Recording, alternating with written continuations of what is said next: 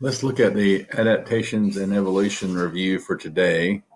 So you'll be prepared to take your review quiz today. We got a word map here, starting off with the theory of evolution. Right below it is environmental changes or competition for resource changes. If any of these things happen and an organism has a favorable trait, then it's more likely, if it has genetic variation, to adapt. If it adapts, the organism will gain more adaptation over time. That's what evolution is. What if the same organism adapts to a different environment over time? Then they can end up looking quite different. This is homologous. The structure is the same, but it's different. Evidence found in genotype similarities, anatomical similarities, and embryological similarities. Homologous structures found, and they share a common ancestor somewhere in time here. Okay. If there is not a favorable trait, the organism must leave that environment or they will die. If an adaptation takes place and they adapt to similar environments in different places, they will end up looking similar, but have different purposes here. So, or the same purpose in different looks. This is called analogous. Example of that is flight. Bats, birds, and butterflies all fly. That helps them survive. It's a good adaptation, but they all do it in different ways, and the bone structure of those wings are entirely different. Okay. So, adaptations and traits, organisms will be able to overcome changes in the environment or move to new environments due to having adaptations. They are able to adapt if they have a trait that allows them to be more competitive. Organisms with greater diversity are more likely to adapt to environmental changes. So, as an example here, the human with one sickle cell trait are able to resist a parasite that causes malaria. So that is a benefit, an adaptation, a trait. So, evolution rules. Species do not evolve just for fun. They do it because of a change in the environment or available niche, or because of some isolation from a larger part of the species. Without any of these pressures, there will be no evolution.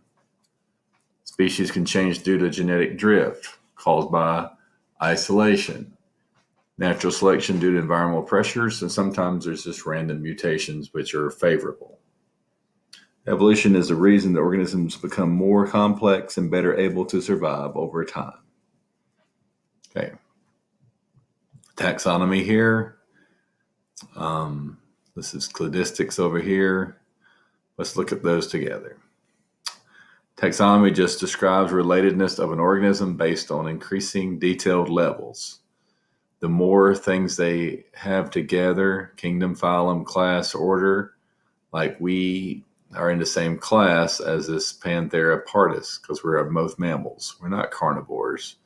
So that's as far back as we go. If some other animal shares carnivora or even Felidae here, the family, they're much more closely connected than we are to them.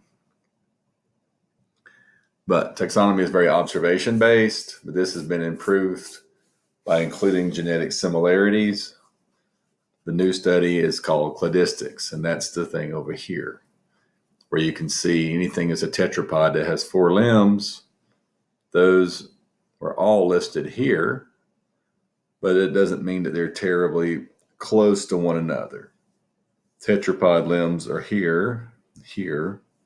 I mean, just animals and amphibians, but mammals and amphibians are very different. They do have 4 limbs. Okay. Classification based on physical traits. Analogous structures, organisms that look similar without having a common ancestry. That's the bats and the birds and the butterflies. They look similar, but do not share a common ancestor. They develop these ability to fly, for instance, because of environmental pressures. So they can live and go and do the things they need to do. Flying was more beneficial than not flying. Okay.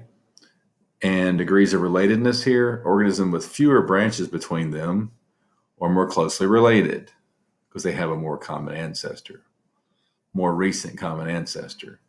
Those organisms have homologous structures. So we have a common ancestor even as far back as Mammalia, with lots of things like bats and whales and dogs. Our forelimbs are very similar. Other things about it are not very similar, but we do have a share a common ancestor pretty far back. So homologous structure just means it's the same structure, but a lot of these have different uses. Like our forelimbs we use to do many things with. Bats fly with theirs, whales swim with theirs, dogs use theirs to walk. So same structure, different uses. Okay. Now, evolution of plate tectonics, surface of the Earth is made of many plates, slowly move around the Earth. Some were separated when plates and the oceans went between the different continents. They become, because you can find on the east coast of South America match up with the west coast of Africa. And llamas and camels are similar. They may have been together before Pangea stopped being a thing and started spreading out. Okay. So, yes or no answers. Analogous. Do they have a common structure? No. Common function like flying? Yes. Common ancestor? No. That'd be like birds, bats, and butterflies. Homologous structure is a common structure? Yes. It's like the forelimb of us, a bat, and a whale. Is there a common function? No, not necessarily. Flying and doing amazing things or swimming, not the same function. Common ancestor?